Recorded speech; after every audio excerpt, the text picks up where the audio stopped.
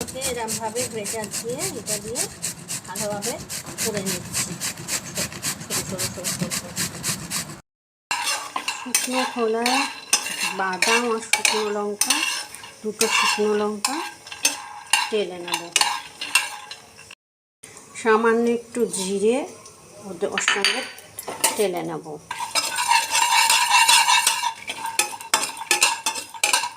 তারপর এগুলো একটু মিক্সিতে দিয়ে গুঁড়ো করে নেব। কড়াইতে একটু তেল দিয়ে তার উপর সর্ষে ফোড়ন দিলাম। সর্ষেটা একটু ভাজা ভাজা হলে টমেটোটা দিয়ে দিলাম। টমেটো এবার একটু রসুন ফোড়ন দেব, রসুন বাটা।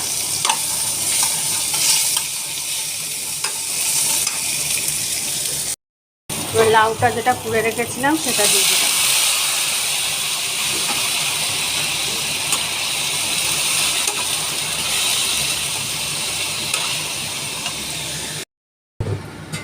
পরিমাণ মতো নুন দিলাম আর একটু চিনি দিলাম, সামান্য একটু হলুদ দিলাম।